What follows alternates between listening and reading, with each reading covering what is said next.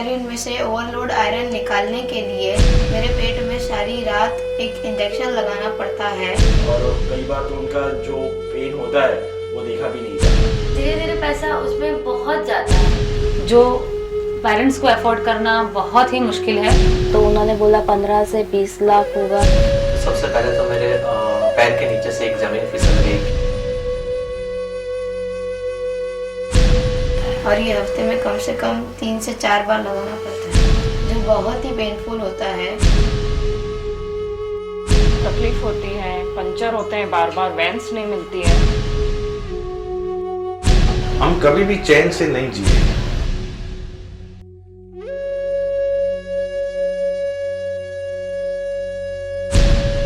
मैं 22 सालों से खून चढ़ा रही हूँ। इतना सहन करती थी, शांति से सुकून से कभी खुल के नहीं हंस पाए। ऐसा लगता है हम लोग इस समाज के ऊपर, देश के ऊपर बोझ है। कभी कोई तकलीफ होती थी उसको, सब डॉक्टर के वहाँ से मालूम पड़ा कि ऐसे पेशेंट्स का जनरली आयुष्य कम रहता है। होल लाइफ, जब तक वो उसकी लाइफ है तब तक ब्लड चढ़, यानी कि ब्लड जब तक ब्लड चढ़ाओगे तब तक भी उसकी लाइफ है, ये डेफिनेटली क्लियर हो गया तब। और लास्ट टाइम जब उनको हॉस्पिटल में एडमिट किया तब भी उसने हमको कुछ बताया नहीं और कुछ बोली नहीं, वो हमसे दूर चली गई बाद में।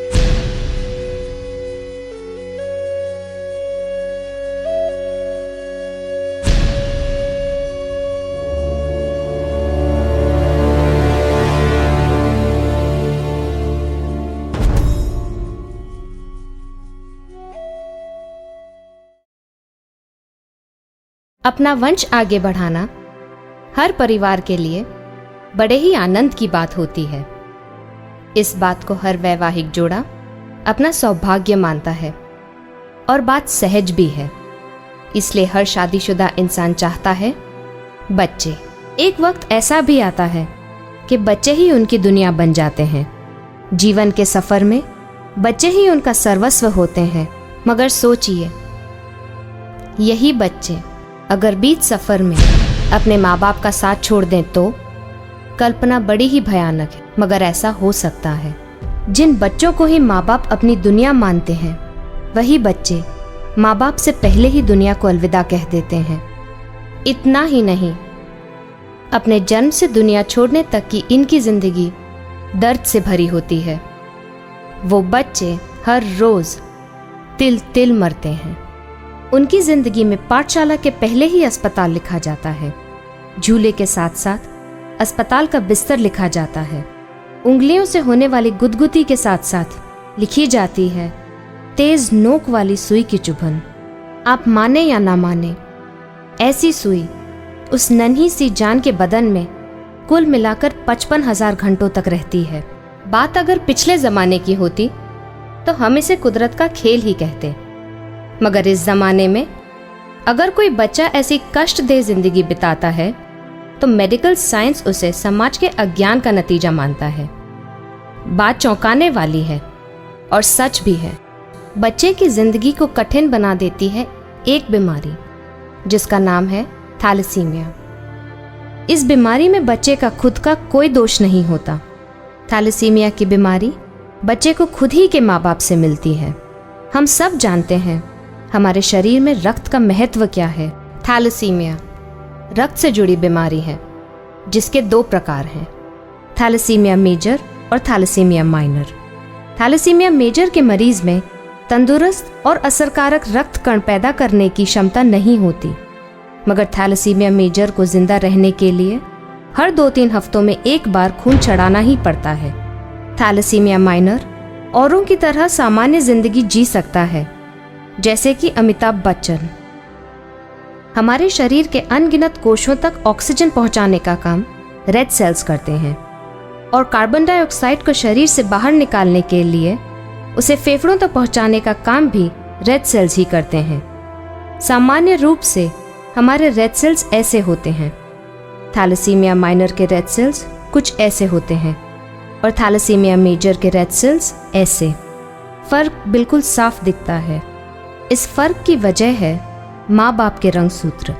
पैदा होने वाले बच्चे को माँ और बाप दोनों की ओर से एक एक रंगसूत्र मिलता है।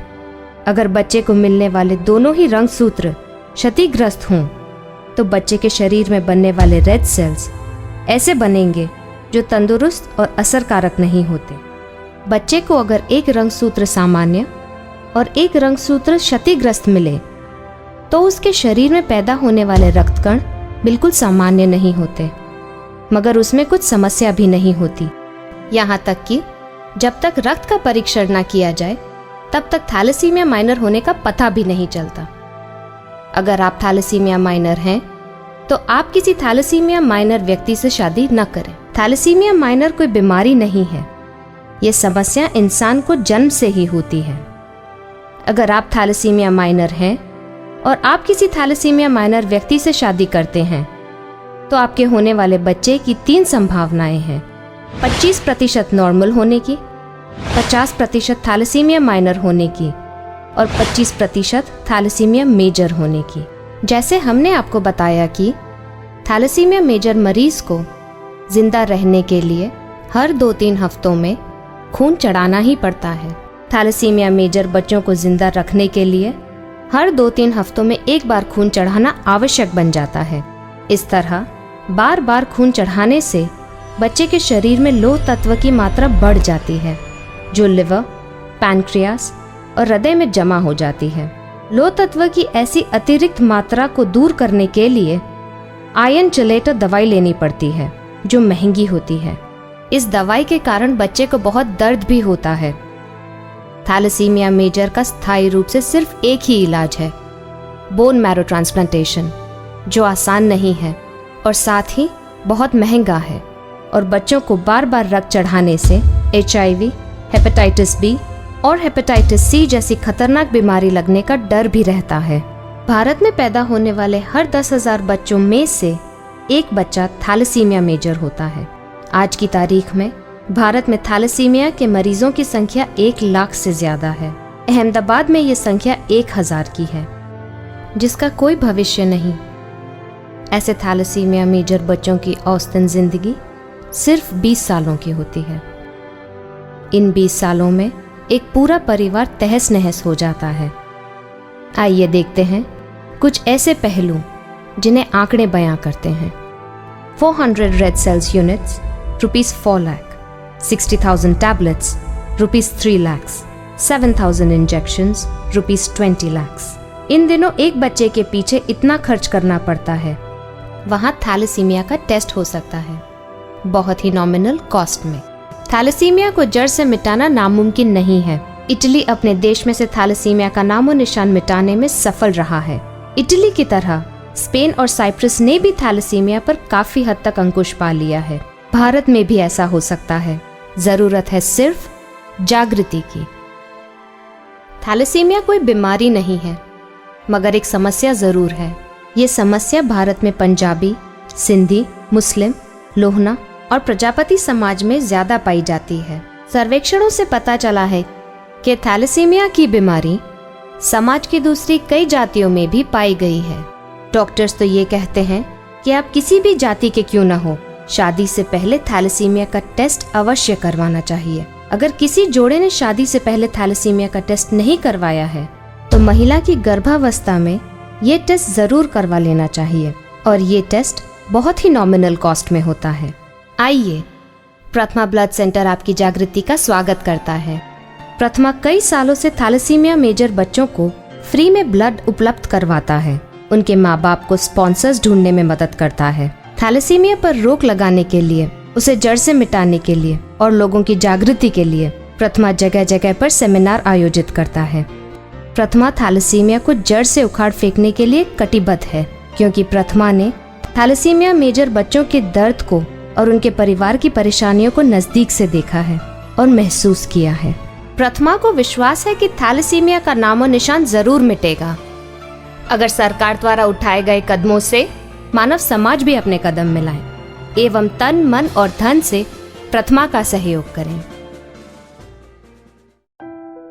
मेरी एक आपसे दरख्वास्त है कि एक बार शादी करने से पहले ही थैलेसीमिया का टेस्ट अवश्य करवाएं, चाहे वो किसी भी समाज का लड़का हो या लड़की हो, क्योंकि ये बहुत जरूरी है। ये शादी से पहले जितना हो सके माइनर नहीं होने चाहिए, क्योंकि नहीं तो पूरी जिंदगी भर उसको खून चढ़ाना पड़ता है। तो क्या आप उसको सारी जिंदगी, ये सुई का घाव है, वो सारी जिंदगी उसको हर महीने खिलाएंगे या एक टेस्ट करना प्रीफर करेंगे? बिकॉज मैं नहीं चाहती कि मैं जैसे जिंदगी जीती हूँ वैसे ही और कोई जिए। तो फिर क्यों ना हम सब इस अभियान में साथ देकर एक ब्लड टेस्ट कराकर इस बीमारी को जड़ से खत्म करें और समाज को ऐसे बच्चे दें जो कि आगे चल के समाज और देश की सेवा कर सके।